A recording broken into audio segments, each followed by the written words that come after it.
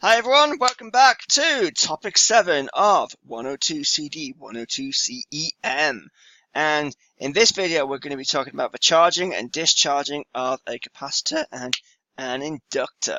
So, without further ado, let's get on with it. See the fun stuff. So, this again is coming from chapter 6 and 8, so very similar to the topic 6 video that we covered. So we're going to be talking about charging and discharging a capacitor, about energy storage, about charging a capacitor from a voltage source, and charging an inductor from an AC source. Okay, because obviously you can't charge an inductor from a DC source. So here's a quick video simulation. So as you can see, this has charge on the y-axis and time on the x-axis. So as you can see from the simulation provided by Eves Petcher back in 2011, the charge is increasing exponentially.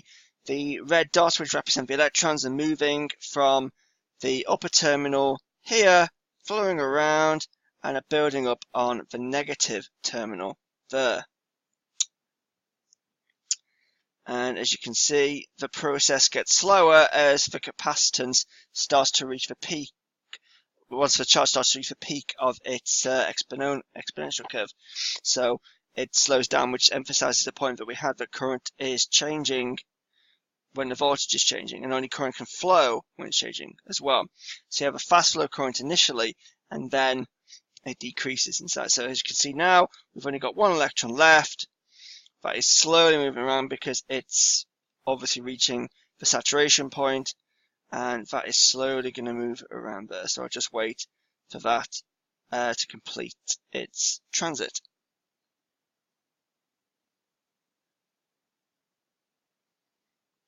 Just take a bit of time.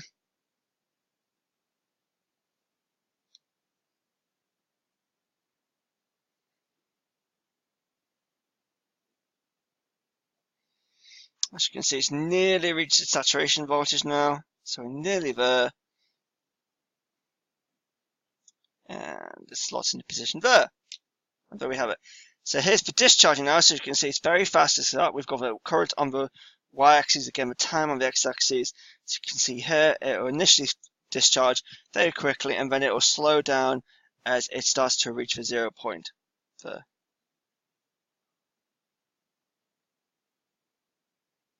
So we'll just finish letting that go through there.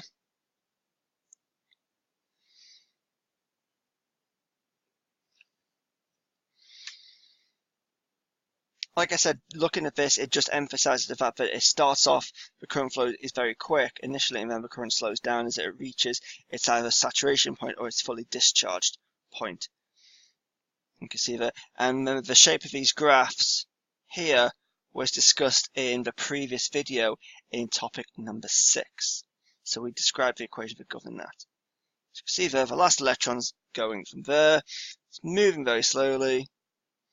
And then that will reach its negative saturation point. I can probably scoot ahead there, and you can see it comes around here, and there we have it.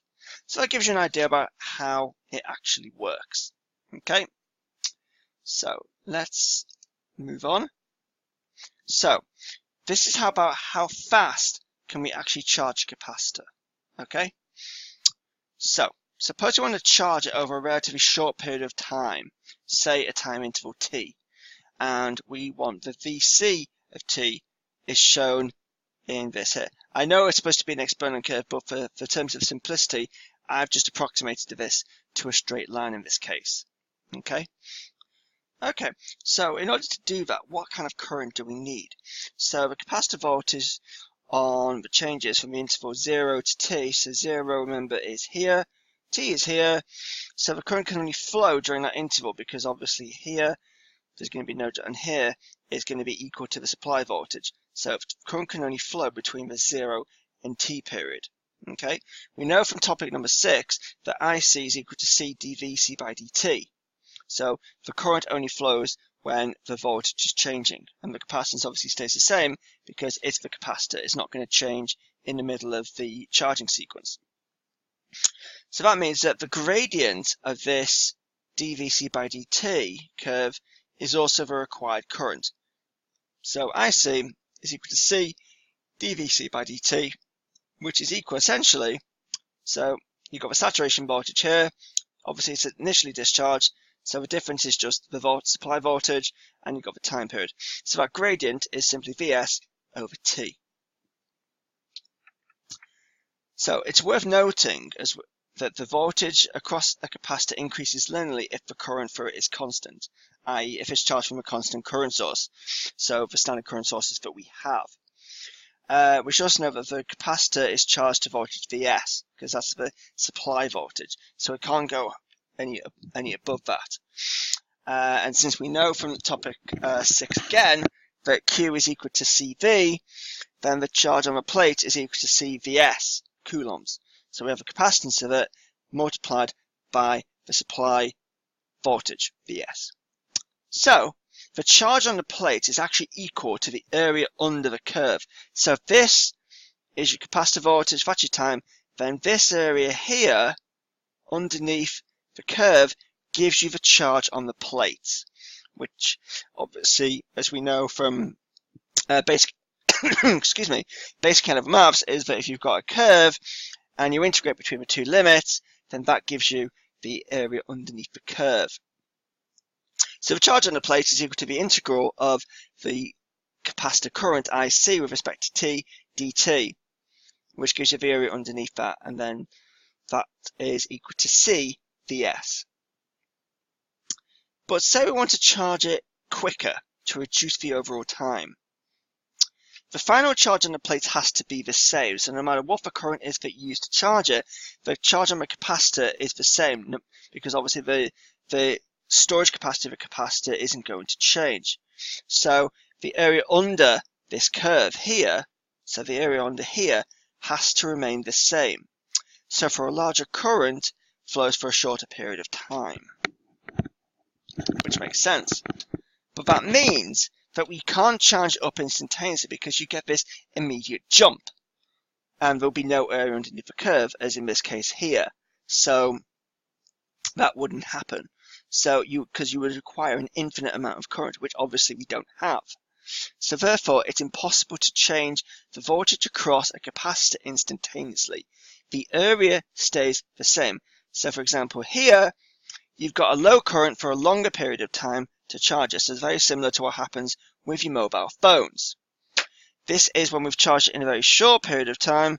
I had a colleague of mine who tried to recharge his mobile phone by plugging it directly into a power pack, and he fried the charging circuit on it because he put too large a current through it in such a short space of time, and the circuitry couldn't handle it. So that was like a situation here, and then this case here is a situation in between the other two. Sorry about that. I had a problem with my USB connection. So, okay. So when a capacitor is charged, the charge is transferred from one plate to another plate, and that requires energy to be done, and that energy comes from a battery, okay, which is then stored as electrical energy on the capacitor. So we're doing a certain amount of work. So it's like when we're sliding a chair across the floor, you're doing work in moving that object from one point to another. So work is done. So we're going to call that work DEC, the energy on the capacitor, which needs to transfer a small amount of charge dQ. So that means we can plug these equations in here. So we've got this DEC is equal to V dQ. So the voltage is going to be the same, and you're going to get this change in charge, which represents the charge being flowed. So then we can substitute that in because we know what the voltage value is from our earlier equations. So we can sub that in as Q over C dQ. So to find the total work done, we integrate this DEC value here. So we integrate this between the limits of 0 to Q. So from 0, when we've got no charge, to the total amount of charge that we have. And when we do that, that gives us an equation of a half CV squared. And that's the energy that's stored on the capacitor. So please, please, please remember this equation here. Okay, so consider the capacitor charge. And that obviously goes through the resistor R from the supply. And energy is drawn from the supply. So we're saying the energy from the supply is ES. and that's over a period of time. So ES is the time it takes from the capacitor to go from fully discharged, which is 0, to Vs. So that's what gives us our limits here and here. And we're integrating IT, because the current changes, times Vs dt. Now, because Vs stays the same, we can take that outside of our integral. So that's why in this next calculation here, Vs is here. We're still integrating from 0 to Vs, but we can now substitute in our values for IT, which is essentially dVc by dt. And when we integrate that, we end up with C Vs squared. So recognize that this is half of the energy stored in a capacitor. So we see that half the energy is drawn from a supply, and some of that's dissipated in things like the resistor, because obviously the resistor is going to have resistance, which is going to cause it to heat up, and things like that. So have a think, and we'll go through this in a session, but what effect will R1 have on the circuit response? Okay? So have a think, and we'll discuss that in the lecture.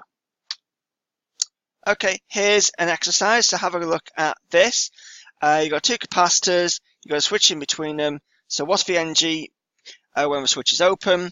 What's the resultant voltage when the switch is closed? And what's the energy after the switch is closed? So have a go at that, and I'll go through the results and the solutions in the lecture session. Okay, so let's go over a quick recap. So we discovered that for a capacitor, current only flows when the voltage is changing. So that gives us our IC with respect to t equals C dVc by dt. So and we've concluded that it's impossible to change the voltage across the capacitor instantaneously because you require infinite current. Similarly, for an inductor, voltage is only changing when the current is changing. Voltage only develops when the current is changing. So VLT is equal to L di by dt. So again, using the same rules for the capacitor, we can deduce that it's impossible to change the current in the inductor instantaneously, as that would require an infinite amount of voltage. Okay, so yeah, so we can draw those conclusions from what we've already observed with a capacitor. So now let's have a look at more detail. We touched on this a bit in topic number 6, but let's have a look at charging a capacitor from a voltage source. Okay, so consider the circuit we've got here on the right. So we've got a voltage supply Vs, we've got a resistor R1, we've got a switch that will close at time t equals 0, and we've got a capacitor of C1. So assuming that when time is less than 0, the switch is open, the capacitor has no voltage on it, so Vc is equal to 0, and when time gets to 0, that switch is closed. So for time when t is greater than 0, current flows, charge builds up on the capacitor, and the capacitor begins to charge up. Okay, so eventually the voltage across the capacitor will equal the current in the supply, and the current will stop, as we mentioned last time. Okay, so that's your circuit that you got when the switch is closed. So the switch is essentially closed, so you can not bother including it. So let's analyze the circuit for when t is equal to greater than 0. Okay, so here we know from Kirchhoff's voltage law that the voltage supplied to the loop is equal to the voltage dissipated in the loop. So we have our Vs here, we have our VRT, and our VCT here. So a voltage across the resistor and a voltage across the capacitor. So we know that IT of R is equal to the current going through the resistor plus the voltage across the capacitor. So we use V equals IR, so that's why we have I of TR representing the voltage across the R1 and RC representing the voltage across the capacitor.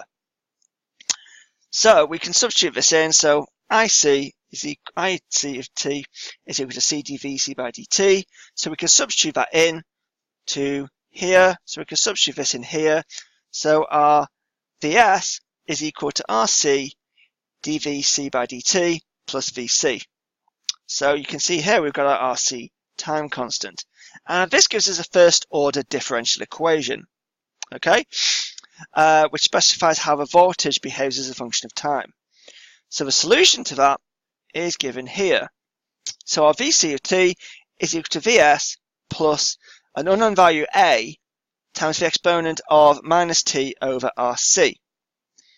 And a is a constant that has to be chosen depending on the boundary conditions that you're using. Okay, so there's several different conditions that we're going to look at, and A will change in each one of these situations. So you need to know which situation you're dealing with depending on which calculation that you would use. So this is an important equation to remember. So now let's look at some of these cases. So when t is equal to 0, we can assume that just before the switch is closed, the voltage across the capacitor is 0.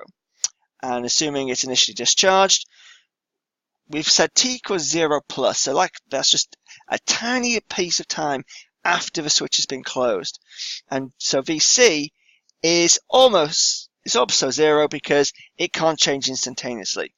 So therefore we can substitute these values into our equation that we have here. Okay, so this gives us Vc of 0 plus is equal to 0, essentially, because it's 0, is equal to Vs plus A exponent of 0, and we know the exponent of 0 is 1. So we end up with the Vc of 0 is equal to Vs plus A. So we can rearrange that to find what Vs is. So A is equal to minus Vs.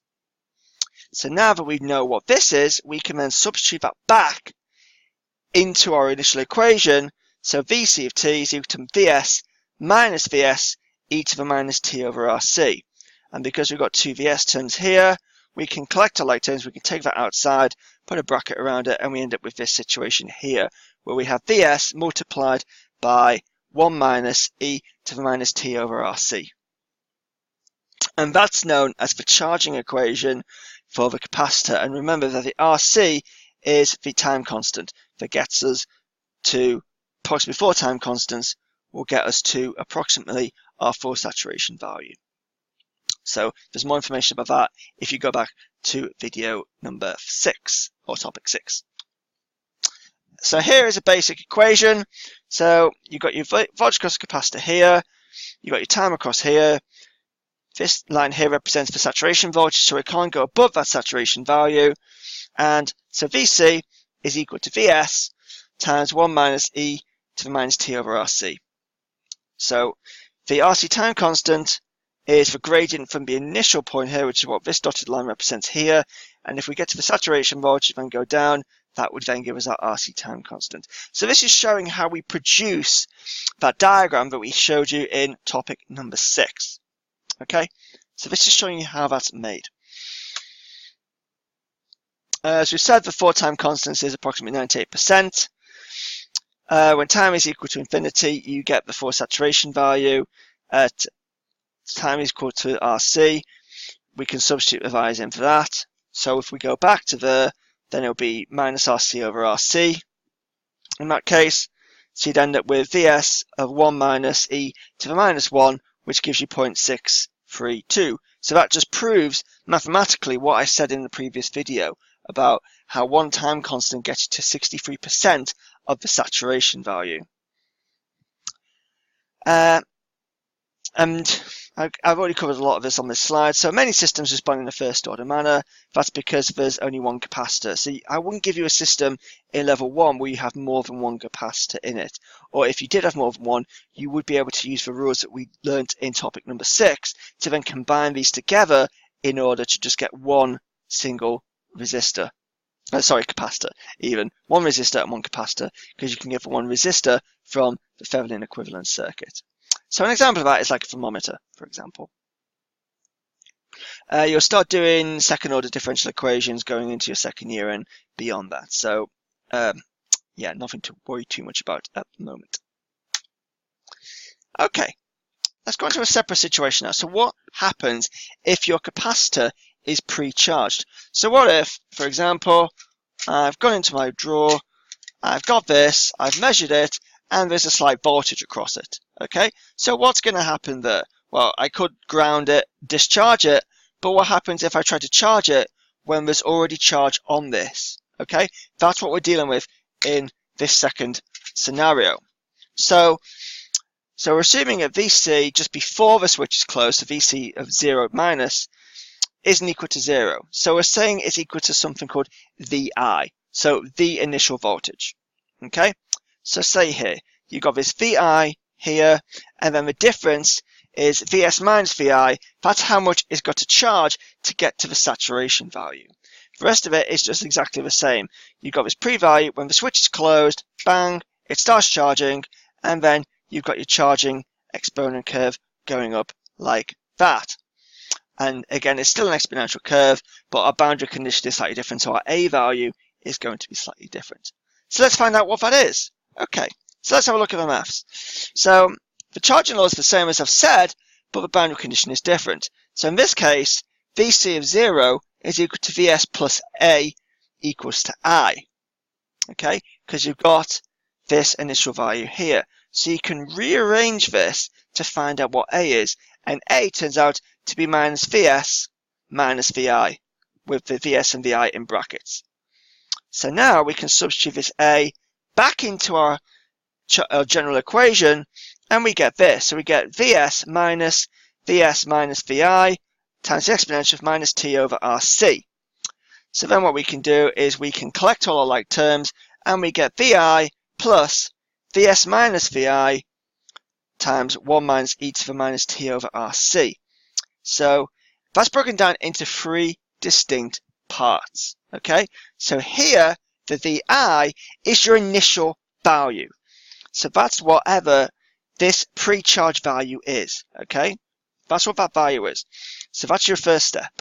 Then you've got the difference between them, which is the Vs minus Vi component, which is what this is here. So it's the difference between the initially charged value and the saturation value. Okay, so it's that difference in the levels. And then the final part is our charging equation, which we learned from topic number 6, which is 1 minus e to the minus T over Rc, or tau. Okay, so remember this because it is an important equation to know so that you can apply the correct charging equation to the situation that you have. Okay. Okay, so we've covered the 2 basic charging stages. So what happens if the capacitor is charged to above the saturation value? Then it would discharge. So if I got the capacitor out again, I went da-da, here it is, and it's a value greater than the saturation value, then obviously you're going to have a change in voltage, which means the capacitor is going to discharge. So in this case, Vi is a lot greater than Vs. So here's Vs, and here is Vi. And as you can see here, it would discharge down to the saturation value. So the initial boundary conditions at T plus just after the switch has been closed are exactly the same. So we can substitute this in to our law, and then we can get our equation out. So here, the capacitor now discharges via the resistor and the source until it reaches its final voltage, Vs, as we saw from the graph on the previous slide. It's now, we can substitute that in, so we have Vc is equal to Vs plus Vi minus Vs e to the minus T over Rc. So note here, okay, you've got your final value, which is your Vs. So that's your final value from where your capacitor is going to discharge to. You've got the difference between the starting value and the end value, which is Vi minus Vs. And then you've got your discharging law. So remember, the discharge law is just E of minus T over Rc. Okay? So remember that equation and the different boundary conditions that you have. So the question obviously that you're going to ask is, what if, in this case, Vs is equal to 0? So what if you're charging from a wire and going all the way down to ground? What happens then? That's what's covered in the second point on this page. So if Vs is equal to 0, so you're charging down to ground, then Vs is simply Vi e to minus T over Rc, because there's no difference, there's none of this difference between 2 values, because you're going right down to 0. So, and the final value is 0 as well. So this becomes a 0, this becomes a 0, so you just end up with Vi of e to the minus T over Rc. Okay. Okay, now this is where we start looking at how the Thevenin equivalent circuit relates to the capacitors, because I said before in video number 5 that this was an important aspect. Okay, so say here you have this circuit here. So you have a VS, an R1 and R2, a switch here, and then you've got the capacitor that is charging. So the trick here is to replace everything within this blue box by a Thevenin equivalent circuit. Okay, so I've done a very simple example here. So essentially we want the voltage across here, which again is a potential divider circuit. So it's R2 over R1 plus R2 times VS. So we're going to say that is our Thevenin equivalent circuit, or our VO in this case, and our Thevenin equivalent resistance is just, obviously if we looked into that, remember it's remove the source, find the total resistance when there's no load connected. So therefore R1 and R2 are in parallel. So it's R1 R2 over R1 plus R2. So we've now got our Thevenin equivalent circuit connected to our switch and our capacitor. So therefore we just substitute these values here into the equation that we had here earlier on. So we just substitute it in to there. Okay, and when we do that, what happens is we get VC is equal to V0 or V Thevenin times 1 minus E to the minus T over RC. So essentially you're just replacing the VS with the V Thevenin or the V0 in this case. Okay, and the time constant note now would change as well, because obviously these resistances will combine together. So the R here in the RC component will be the Thevenin equivalent resistance, not R1 or R2. So remember that it would change whatever voltage is it. So the supply voltage would change to the Thevenin, and the R in the RC time constant would change to the R Thevenin as well. So what if the switch is in a different place? What happens then? Okay, so if we're looking at this example here, then an examination of the circuit shows when the switch is open, the capacitor will have charged up to its full voltage, because the current's going to flow around here and it's going to charge up the capacitor. So when we close the circuit, we will get this situation here, which now includes a path where this can discharge down to ground. So again, you could replace this part of the circuit, this part of the circuit here with a Thevenin equivalent circuit. So again, I've got my V0 and R0 to represent my Thevenin voltage and Thevenin resistance respectively. And again, I can just substitute those in to find the difference. So again, I've got my VI, it's going down. So I get my V Thevenin plus VS minus V Thevenin e to the minus T over RC. So it's just a case of getting your Thevenin equivalent circuit and substituting the values into the boundary conditions that we've already discussed. Okay? So as long as you remember the boundary condition equations, you should have no problem with it. Okay, so let's have a look at inductors. As you can imagine, there's a lot of parallels between how this works with a capacitor and how it works with an inductor.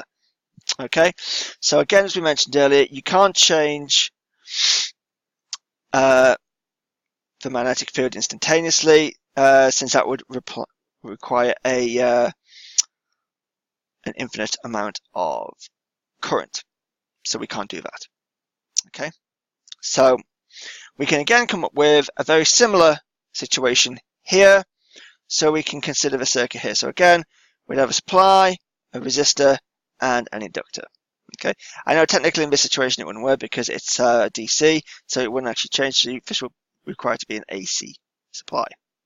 Okay, so we've got that. So our VS is equal to VR of T, voltage across the resistor, plus the voltage across our inductor VL, which is equal to, obviously for the resistor, it's using Ohm's law, so V equals IR, so that's equal to R IL with respect to T, plus L, because the capacitance value is always going to stay the same, by DI by DT. So we can substitute these in. So we've got DI by DT plus R over L IL T, which is equal to VS over L. So therefore we can use this equation here to then come up with our solution here. So IL is equal to A times the exponent of minus T over L over R plus VS over R. So note here that this L over R term is like your RC time constant, but for an inductor. So that's the time constant for the inductor is L over R. So again, we can do the same thing as we did before. We can say that obviously the current just before the switch is closed is equal to the current just after the switch is closed, which is equal to 0, as it can't change instantaneously. So therefore we can substitute that in. So we have our A, E to the minus 0 over L over R plus Vs over R, which essentially gives us A plus Vs over R because you've got the 0 term here, and exponent of 0 is 1, as we had before. So A is equal A plus Vs over R is equal to 0, so A is equal to minus Vs over R. So then you could substitute the A term back in here, so you get minus Vs over R e to the minus T over L over R plus Vs over R. You notice how you've got a common Vs over R term both here and here, so you can combine those together to give you your final equation here, which is Vs over R times 1 minus e to the minus T over L over R. As I said before, the L over R term is now the time constant for the inductor. Again, it would rise in a very similar way to a capacitor would. So you'd have an exponent curve, and again you'd have the time constant equal to 0.63 as well. So that's the same rule applies for capacitors and inductors. If you're discharging an inductor, then at T of 0 plus, all the applied voltage falls across the inductor, but no current flows, so the inductor behaves as an open circuit just after that switch has been closed. At T equals infinity, the voltage across it would be 0, and the inductor behaves as a short circuit, just as it would do if it was connected to a DC supply. So if the di by dt is large, the voltage across the inductor is large. If the di by dt is small, then the voltage across the inductor is small. Okay, so just remember these very basic simple rules.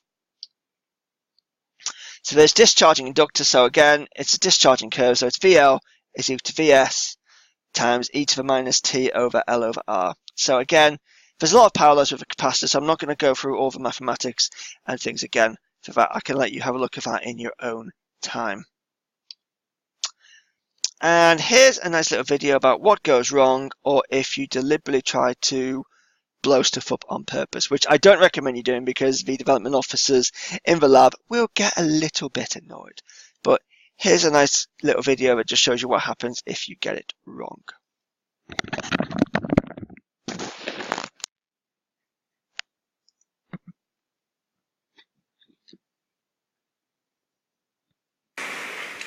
Volt 1000 microfarad capacitor.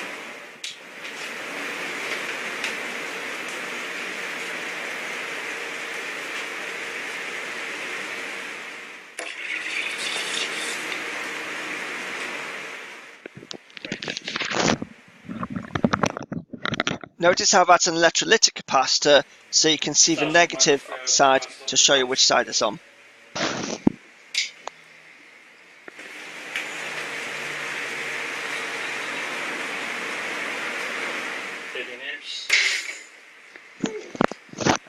So you can see it exploded. That's all mercury vapor there, so you don't really want to be breathing that stuff in. Not very good for you. So yeah, so that just shows you what happens if you overload them or plug electrolytic capacitors in the wrong way. Okay, that's it for this video. Hope you found it interesting. Hope you enjoyed the video at the end about stuff blowing up, showing you that what happens if you get it wrong. So yeah, if you have any questions, again, put them in the hot question link on the Moodle page. And I'll just say, ta-ra, have a good night, and I'll see you soon. Okay, this is Dr. Tickle, signing off. Bye-bye.